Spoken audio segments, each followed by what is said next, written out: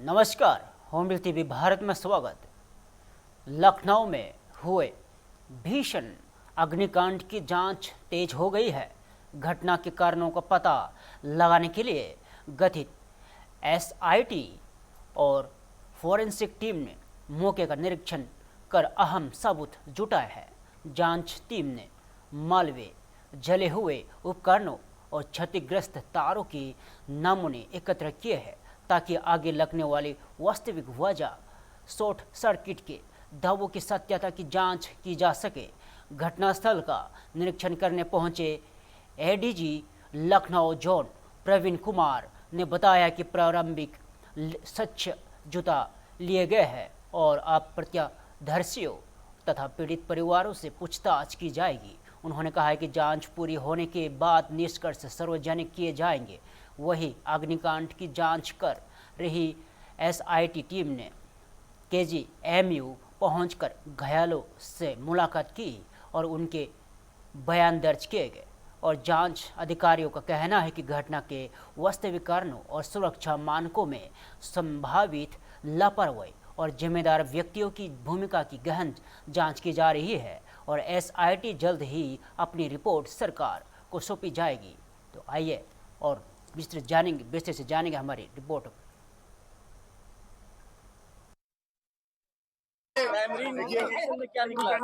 देखिए अभी हम लोगों ने डिटेल घटनास्थल का निरीक्षण किया है। हमारे साथ फॉरेंसिक की टीम भी थी। अभी इम्पोर्टेंट साक्ष्य फॉलो कर रहे हैं। हमें कुछ जो शुरुआती साक्ष्य मिले हैं उसके बेसिस पर हमें फर्दर लोगों से पूछताछ करनी है, विक्टिम से भी बातचीत करनी है। उसके पश्चात हम किसी बात पे आएंगे तो आपको अवगत कराएंगे। Thank you. सब साक्ष्यों का संकलन हो रहा है सर, साक्ष्य इकट्ठा किए जा रहे हैं। सर एसआईटी यहाँ घटना स्थल भी गई है, केजीएमयू भी आई है। अभी क्या फाइंडिंग्स है, अभी आपने क्या जांच की है बता सकें? अभी हम लोग जो निरीक्षण वहाँ पे जगह पे किया है, वहाँ पे जो भी देखा है उसके बाद एफएसएल और बाकी जो एजेंसीज है वो काम करेंगे। उसके बाद ही कोई निर्णायक स्तर पे पाएंगे। यहाँ पे हम लोग नॉर्मली जो लोग इंजर्ड हुए हैं, दो जो जिनको एक स्पाइनल इंजरी है और एक जो लड़की है लवप्रीत, उससे मिले। उसके अलावा जिन लोग को माइनर इंजरीज थे जो रिलीव हो रहे हैं उनसे मिले। उनसे सारी कुछ जानकारी ली गई कि कैसा वर्क कर रहे थे वो लोग, क्या क्या प्रिकॉशंस था, किस प्रकार का उनका काम है, उस दौरान क्या हुआ, ये सब बातें हुई हैं। इसको हम लोग सब कुछ अपने रिपोर्ट में समाहित करेंगे। ठीक है, तो अभी उसी पे काम कर रहे हैं अभी और पूछताछ होगी सभी स्टेक होल्डर से।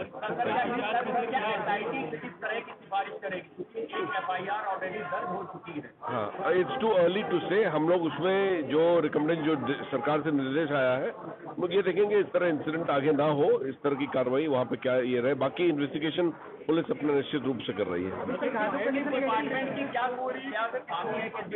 अभी बहुत ज्यादा बोलना ठीक नहीं रहेगा। अभी सब मतलब इन प्रोसेस है। ठीक है, देखा जा रहा है अपार्ट फ्रॉम फायर, लाइक ऐसा बोला जा रहा है कि वहाँ पे डेमोलिशन बिल्डिंग को दी गई थी और वो 2 महीने बाद वापस ले ली गई। वो सब अभी इसीलिए कह रहे हैं बहुत प्रीमैच्योर है, क्योंकि काफी इनसे बात करना है, काफी कोऑर्डिनेशन की आवश्यकता है।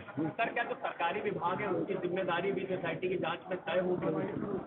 अब ये देखिए, उसमें तो विस्तृत आदेश के लिए कहा गया, तो निश्चित रूप से हम लोग उसमें वो अपनी बात रखेंगे।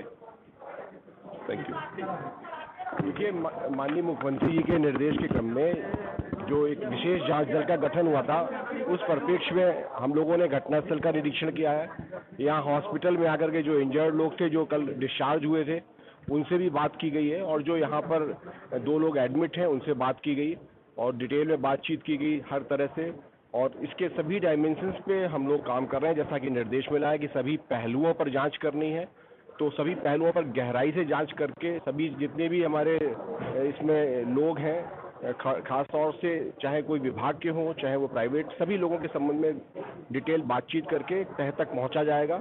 और जैसा माननीय मुख्यमंत्री जी की अपेक्षा है, इसमें तह तक जा करके दोष निर्धारण किया जाएगा और कैसे ये आगे की स्थितियां ना उत्पन्न हो उसके बारे में बात करेंगे। Thank you.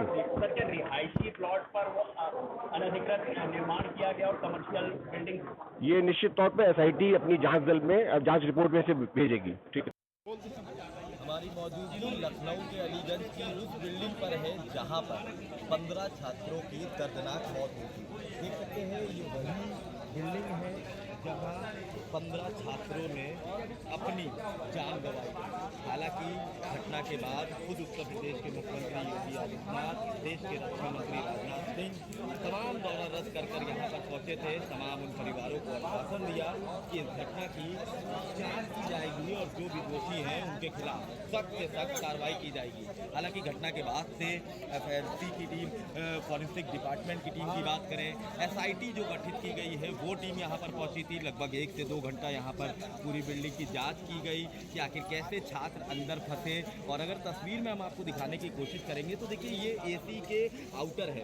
बताया जा रहा है कि इन आउटर की वजह से जब आग लगी थी इन आउटर में ब्लास्ट हो रहे थे और यही वजह थी कि जो तमाम छात्र हैं वो इस बिल्डिंग से बाहर नहीं निकल पाए और अंदर फंसने के बाद उनकी दर्दनाक मौत हो गई थी। तो देखिए मेन कारण इस हादसे का ये भी निकल कर सामने आ रहा है कि ये जो तमाम AC के आउटर लगे हैं इसमें ब्लास्ट हो रहे थे और उसी वजह से तमाम छात्र इस बिल्डिंग से बाहर नहीं निकल पाए, क्योंकि यही एक एंट्रेंस और यही एग्जिट है। हालांकि अगर किसी तरह की कोचिंग होती है या कोई बड़ा बिल्डिंग होती है तो उसमें ज़रूर 2 एग्जिट बनाए जाते हैं, पर इस बिल्डिंग में एक ही एंट्रेंस और एक ही एग्जिट था। इसी वजह से ये बड़ा हादसा हो गया। हालांकि घटना को में जो तमाम आरोपियों के नाम सामने आए थे उनमें से 4 लोगों को लखनऊ पुलिस ने गिरफ्तार कर लिया। खुद अलीगंज पुलिस की बात करें तो देखिए अलीगंज पुलिस यहाँ पर मौजूद है। तमाम जो जांच कर रहे हैं फॉरेंसिक टीम के लोग वो यहाँ पर मौजूद है। नगर निगम की टीम मौजूद है जो कि अब यहाँ पर सामान जो फैला है उनको हटाने की कोशिश की जा रही है। फिलहाल मीडिया को अंदर जाने से मना किया गया है ताकि जो भी अंदर सबूत हैं उनसे छेड़छाड़ ना हो पाए। हालांकि इस घटना को लेकर खुद उत्तर प्रदेश के मुख्यमंत्री पूरी घटना की मॉनिटरिंग कर रहे हैं। उनका साफ तौर से कहना है कि इस घटना में और भी जो दोषी हैं उनके खिलाफ सख्त से सख्त कार्रवाई की जाएगी। विजय के साथ याबू तला, हॉर्नबिल TV, लखनऊ। बहराइच में मुहर्रम की शांतिपूर्ण और सुरक्षित ढंग से संपन्न कराने के लिए जिला प्रशासन पूरी तरह सतर्क नजर आ रहा है। इसी क्रम में जिलाधिकारी अध्यक्ष त्रिपाठी और पुलिस अधीक्षक ने भारी पुलिस बल के साथ शहर के विभिन्न क्षेत्र में फूड मार्च किया और अधिकारियों ने संवेदनशील इलाकों का दौरा कर सुरक्षा व्यवस्थाओं का जायजा लिया और लोगों को सुरक्षा का भरोसा दिलाया। फूड मार्च के दौरान स्थानीय नागरिक और जनप्रतिनिधि और बुद्धिजीवी वर्ग के लोग भी मौजूद रहे। जिलाधिकारी अध्यक्ष त्रिपाठी ने कहा है कि मुहर्रम के दौरान कानून व्यवस्था बनाए रखना प्रशासन की सर्वोच्च प्राथमिकता है। उन्होंने लोगों से शांति और सौहार्द और आपसी भाईचारे के साथ पर्व मनाने की अपील की है। वही पुलिस अधीक्षक ने बताया है कि जिले भर में सुरक्षा के व्यापक इंतजाम किए गए हैं और संवेदनशील क्षेत्र में अतिरिक्त पुलिस बल की तैनाती की गई है और संदिग्ध गतिविधियों पर कड़ी नज़र रखी जा रही है। प्रशासन ने स्पष्ट किया है कि अफवाह फैलाने वालों और कानून व्यवस्था बिगड़ने की कोशिश करने वालों को के खिलाफ सख्त कार्रवाई की जाएगी। साथ ही निगरानी के लिए ड्रोन कैमरों का भी इस्तेमाल किया जाएगा।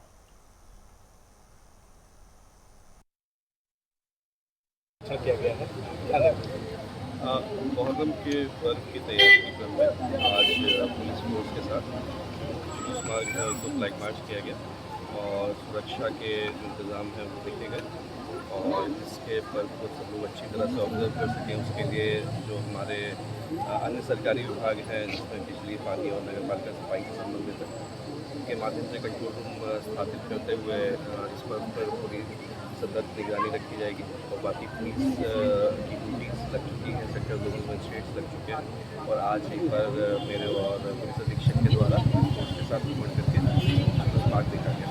सर कितने सेक्टर में बांटा गया? 100 पूरे डिस्ट्रिक्ट में लगभग 140 सेक्टर और करीब 40 जोन में बांटे गए उसमें अधिकारियों की ड्यूटियाँ लगाई। दिल्ली में केंद्रीय गृह मंत्री अमित शाह ने डॉक्टर श्यामा प्रसाद मुखर्जी के बलिदान दिवस पर उन्हें श्रद्धांजलि अर्पित की। इस अवसर पर उन्होंने कहा है कि 23 जून का दिन भाजपा कार्यकर्ताओं और राष्ट्रवाद की विचारधारा से जुड़े लोगों के लिए प्रेरणा का स्रोत है।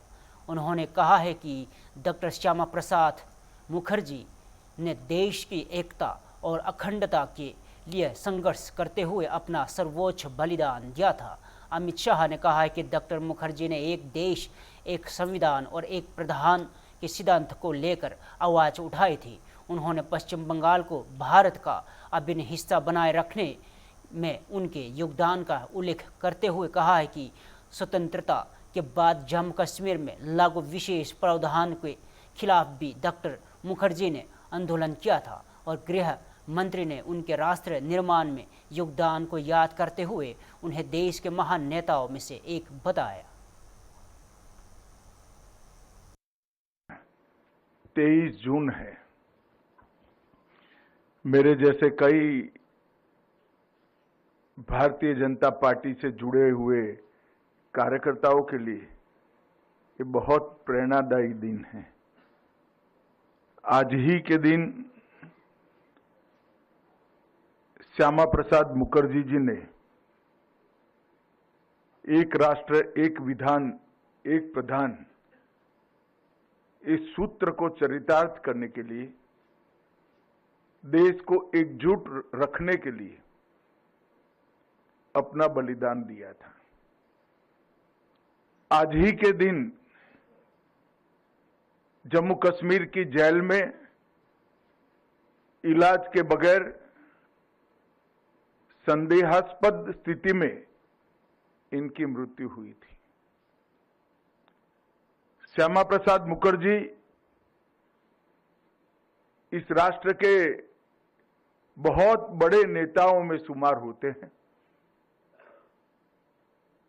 जिन्होंने कभी जीवन में कुछ भी प्रसिद्धि के लिए नहीं किया, मगर जो भी किया इसके दूरगामी परिणाम इस देश के लिए शुभांकर हुए। आजादी के पहले जब विभाजन हो रहा था तब बंगाल का विभाजन कर कर पश्चिम बंगाल भारत में रहे और पूर्वी बंगाल पाकिस्तान में जाए, जो आज का बांग्लादेश है। अंग्रेजों के साथ लड़ाई कर कर इस श्यामा प्रसाद मुखर्जी ने सुनिश्चित किया था। इसी के कारण आज पश्चिम बंगाल भारत का अभिन्न अंग बना हुआ है। देश जब आजाद हो गया उसके बाद कश्मीर में धारा 370 लागू की गई। कश्मीर का राष्ट्रध्वज होता था, कश्मीर का संविधान अलग होता था, कश्मीर में एक अलग प्रधानमंत्री बैठते थे, कश्मीर में एक राष्ट्रपति भी बैठते थे। ये संकल्पना भारत की एकता और अखंडता के लिए बहुत खतरनाक थी। तब श्यामा प्रसाद मुखर्जी ने एक आंदोलन छेड़ा कि एक देश में दो विधान, दो निशान और दो प्रधान नहीं रहेंगे, और दिल्ली से लेकर कश्मीर तक मार्च लेकर गए। देहरादून में उत्तराखंड के मुख्यमंत्री पुष्कर सिंह धीमी ने कर्णप्रयाग और रासू में सामने आए घटनाक्रम पर प्रतिक्रिया देते हुए कहा है कि सरकार, पुलिस और प्रशासन सभी पक्षों को ध्यान में रखते हुए निष्पक्ष कार्रवाई कर रहे हैं। उन्होंने कहा है कि राज्य में 4 धाम यात्रा सुचारू रूप से जारी है और श्रद्धालुओं की सुरक्षा एवं सुविधा सरकार की सर्वोच्च प्राथमिकता है। मुख्यमंत्री धीमी ने कहा है कि उत्तराखंड देवभूमि है और हेमकुंड साहिब, पीठा साहिब तथा ननकुंड साहिब जैसे महत्वपूर्ण धार्मिक स्थलों पर हर वर्ष बड़ी संख्या में श्रद्धालु आते हैं। उन्होंने कहा है कि राज्य हमेशा सभी यात्रियों एवं श्रद्धालुओं का स्वागत करता है। साथ ही उन्होंने स्पष्ट किया है कि जो भी व्यक्ति दोषी पाया जाएगा उनके खिलाफ सख्त कार्रवाई की जाएगी। मुख्यमंत्री ने सोशल मीडिया पर भ्रामक और भड़काऊ खबरें फैलाने वालों को भी चेतावनी देते हुए कहा है कि समाज में विभाजन पैदा करने की कोशिश करने वालों के खिलाफ कानूनी कार्रवाई की जाएगी। उन्होंने लोगों से अफवाहों पर ध्यान न देने और शांति पर सौहार्द बनाए रखने की अपील की है।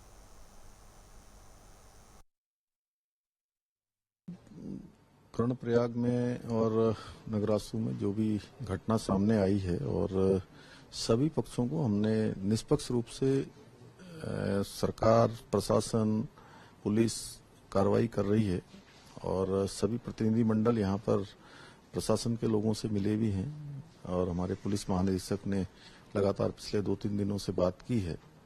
और ये यात्रा का सीजन है और जहाँ 4 धाम यात्रा भी इस समय चल रही है और अपने आप में एक रिकॉर्ड तीर्थयात्री अभी तक वहाँ पहुँच गए हैं। 40 लाख संख्या वहाँ होने वाली है। हेमकुंड साहब की यात्रा भी जो है पिछले साल की तुलना में 20-25 हजार अधिक हो गई है। अभी शुरुआती दिनों में 1,25,000 के आंकड़े को छू गई है। और चूंकि उत्तराखंड में 3 बड़े स्थान हमारे यहाँ पर हमारे सिख गुरुओं के द्वारा जिनकी स्थापना की गई थी, चाहे वो हेमकुंड साहब। दिल्ली में राजस्थान के मुख्यमंत्री भजन लाल शर्मा ने प्रधानमंत्री नरेंद्र मोदी के नेतृत्व की सराहना करते हुए कहा है कि देश में दशकों से लंबित कई महत्वपूर्ण परियोजनाओं को तेजी से आगे बढ़ाया जा रहा है। उन्होंने कहा है कि विभिन्न राज्यों के बीच लंबे समय से चले आ रहे जल विवादों का समाधान भी केंद्र सरकार के प्रयासों से संभव हो रहा है। मुख्यमंत्री भजन लाल शर्मा ने कहा है कि राजस्थान में यमुना नदी के पानी की मांग लंबे समय से जा रही थी और इस दिशा में सकारात्मक प्रगति हुई है। उन्होंने केंद्रीय जल शक्ति मंत्री और हरियाणा के मुख्यमंत्री का आभार व्यक्त करते हुए बताया कि इस संबंध में जल्द ही एक महत्वपूर्ण समझौता ज्ञापन होने वाला है और उन्होंने विश्वास जताया कि इससे राजस्थान के जल संसाधनों में मजबूती मिलेगी और प्रदेश के लोगों को लाभ होगा। देश के यशस्वी प्रधानमंत्री नरेंद्र मोदी जी को इस बात के लिए बधाई देना चाहता हूं कि जो देश के अंदर दशकों से अटकी हुई योजना थी, उन सभी योजनाओं पर काम बहुत ही गति से हो रहा है। और आज आप देख सकते हैं कि सभी राज्यों को इस तरह की जो समस्या थी, जो एक दूसरे राज्यों के जल के विवाद थे, माननीय प्रधानमंत्री जी के नेतृत्व में उन समस्याओं का निराकरण पूरे देश के अंदर हो रहा है। महाराष्ट्र की राजनीति में एक बार फिर हलचल तेज हो गई है। यवतमाल से सांसद संजय उत्तम राव देशमुख ने शिवसेना छोड़कर उप मुख्यमंत्री एकनाथ शिंदे के नेतृत्व वाले शिवसेना का दमन थाम लिया है। इस फैसले के पीछे उन्होंने अपने क्षेत्र के विकास कार्य का प्रमुख कारण बताया और संजय देशमुख ने कहा कि उनके संसदीय क्षेत्र में कई महत्वपूर्ण परियोजनाएं लंबे समय से लंबित थी और शकुंतला ब्रॉड गेज परियोजना सहित कई विकास कार्य आगे नहीं बढ़ पा रहे थे। उन्होंने कहा कि किसानों की समस्याएं और आत्महत्या के मामलों को लेकर भी क्षेत्र में असंतोष था। इसी को देखते हुए 6 सांसदों ने सामूहिक रूप से निर्णय लिया है और एकनाथ शिंदे के नेतृत्व में काम करने का फैसला किया। और संजय राउत ने आरोपों पर प्रतिक्रिया देते हुए देशमुख के कहे कि एनडीए को सांसदों की संख्या बढ़ाने की कोई आवश्यकता नहीं है। उन्होंने दावा किया है कि उनका निर्णय केवल विकास कार्यों को गति देने के लिए लिया गया है और साथ ही उन्होंने कहा है कि देश शिंदे गुट में शामिल होने के बाद वसीम और यवतमाल के कई पार्षदों की भी पार्टी में आने की इच्छा जताई है और उन्होंने ईडी और सीबीआई के दबाव संबंधी आरोपों पर भी सिरे खारिज किया है। ये कारण है कि हमारे कॉन्स्टिट्यूंसी में जो काम चालू थे, जैसा रेलवे का प्रोजेक्ट चालू है वर्धा नांदेड़, उसके बारे में बहुत सारी रुकावट आई थी, पैसे नहीं मिल रहे थे। उसके बाद में जो शकुंतला ब्रॉडगेज करने के बारे में हम बार बार यहाँ पे खत लिख रहे थे, उसके बारे में पाठपुरावा चल रहा था। दिल्ली में शिवसेना सांसद नरेश मास्के ने ऑपरेशन टाइगर को लेकर बड़ा बयान दावा किया है। उन्होंने कहा है कि यह अभियान सफल रहा है और मुख्यमंत्री एकनाथ शिंदे के नेतृत्व में शिवसेना लगातार मजबूत हो रही है और नरेश मास्के के अनुसार एकनाथ शिंदे के नेतृत्व पर नेताओं और कार्यकर्ताओं का विश्वास बढ़ा है, जिसके चलते बड़ी संख्या में लोग पार्टी से जुड़ रहे हैं। उन्होंने कहा है कि हाल ही में 6 सांसद शिवसेना में शामिल हुए हैं और आने वाले समय में अन्य नेता भी पार्टी का दमन थम सकते हैं। और नरेश मास्के ने दावा किया है कि केवल संसद ही नहीं बल्कि विधायक, नगर सेवक और जमीनी स्तर के कार्यकर्ता भी एकनाथ शिंदे के नेतृत्व में आस्था जता रहे हैं। और उन्होंने कहा है कि पार्टी का जनाधार लगातार बढ़ रहा है और संगठन को और मजबूती मिल रही है। ये कह रहा है एकनाथ शिंदे जी का सब कुछ क्लियर है, क्या कहेंगे? सिक्सर लग गया, उनका कल का डायलॉग था। ये देखो, ऑपरेशन टाइगर सक्सेस हो गया। एकनाथ शिंदे जी की मेहनत है, उनके नेतृत्व पे जो लोगों का विश्वास है, उनके नेतृत्व में पार्टी आगे बढ़ रही है और वही विश्वास के कोलकाता में डॉक्टर श्यामा प्रसाद मुखर्जी की पुण्यतिथि के अवसर पर पश्चिम बंगाल सरकार में मंत्री अग्निमित्र पॉल ने उन्हें श्रद्धांजलि अर्पित की और उन्होंने कहा है कि डॉक्टर श्यामा प्रसाद मुखर्जी का योगदान पश्चिम बंगाल, कश्मीर और देश की एकता एवं अखंडता के लिए अत्यंत महत्वपूर्ण रहा। और अग्निमित्र पॉल ने कहा है कि पहले पश्चिम बंगाल में उनकी पुण्यतिथि को लेकर भय का माहौल रहता था और लेकिन अब लोग खुलकर उन्हें श्रद्धांजलि दे रहे हैं। और उन्होंने कहा है कि डॉक्टर मुखर्जी के योगदान को नई पीढ़ी तक पहुंचाना और उनकी स्मृतियों को जीवित रखना हम सभी की जिम्मेदारी है। साथ ही उन्होंने कहा कि देश और दुनिया को डॉक्टर श्यामा प्रसाद मुखर्जी के राष्ट्र निर्माण में दिए गए योगदान के बारे में जानकारी मिलनी चाहिए। We couldn't even celebrate, leave alone, telling the next generation. We couldn't even, take this day forward.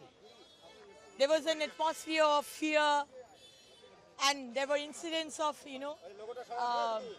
putting black ink on Dr. Shama Prasad Mukherjee's. Lucknow के कोचिंग संस्थान में हुए भीषण अग्निकांड को लेकर राजनीतिक बयानबाजी तेज हो गई है। उत्तर प्रदेश कांग्रेस के प्रदेश अध्यक्ष अजय राय ने इस घटना को सरकार और प्रशासन के गंभीर लापरवाही का परिणाम बताया है। उन्होंने आरोप लगाया कि जिस भवन में यह हादसा हुआ इसके ध्वस्तीकरण के आदेश पहले ही जारी हो चुके थे, इसके बावजूद वह गतिविधियां जारी रही। और अजय राय ने कहा है कि प्रारंभिक जानकारियों के अनुसार भवन में स्वीकृत क्षमता को अधिक बिजली का उपयोग किया जा रहा था, जिससे ओवरलोडिंग की स्थिति बनी। उन्होंने यह भी दावा किया है कि आग लगने के दौरान बायोमेट्रिक गेट लॉक हो गए और जिससे छात्रों का बाहर निकालने में कठिनाई हुई। और कांग्रेस नेता ने कहा है कि इस हादसे में कई लोगों की जान गई है, जिसकी जिम्मेदारी तय होनी चाहिए। उन्होंने मांग की है कि मामले की निष्पक्ष जांच कर दोषी अधिकारियों और जिम्मेदार लोगों के खिलाफ एफआईआर दर्ज की जाए तथा सख्त कार्रवाई की जाए ताकि भविष्य में ऐसी घटनाएं की पुनरावृत्ति न हो।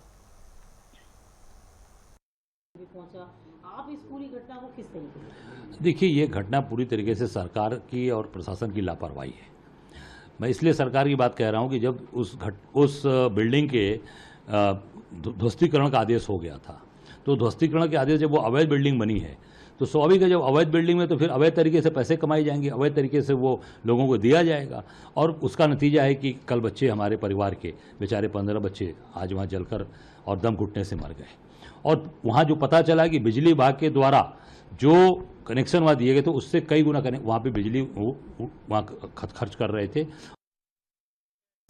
कोलकाता में पश्चिम बंगाल की मुख्यमंत्री ममता बनर्जी की चुनावी याचिका पर हाई कोर्ट में सुनवाई हुई। इस मामले को लेकर टीएमसी सांसद और वरिष्ठ अधिवक्ता कल्याण बनर्जी ने अदालत के बाहर अपनी प्रतिक्रिया दी है। उन्होंने दावा किया है कि मतगणना के शुरुआती 12 राउंड तक प्रक्रिया सामान्य रही, लेकिन 13वें राउंड के दौरान अनियमितताएं हुई। और कल्याण बनर्जी ने आरोप लगाया है कि मतगणना केंद्र में कुछ घटनाओं के कारण चुनाव प्रक्रिया की निष्पक्षता प्रभावित हुई है। उन्होंने अदालत में मांग की है कि मामले से जुड़े सभी महत्वपूर्ण तथ्यों और जिनमें सीसीटीवी फुटेज और वीवीपैट और ईवीएम और अन्य रिकॉर्ड शामिल है और सुरक्षित रखा जाए ताकि तथ्यों की निष्पक्ष जांच हो सके। और टीएमसी सांसद ने चुनावी प्रक्रिया से जुड़े कुछ अधिकारियों की भूमिका पर भी सवाल उठाते हुए पक्षपात के आरोप लगाए हैं और उन्होंने कहा कि इन सभी मुद्दों की न्यायिक जांच आवश्यक है और अदालत की समक्ष पार्टी अपना पक्ष मजबूती से रखेगी।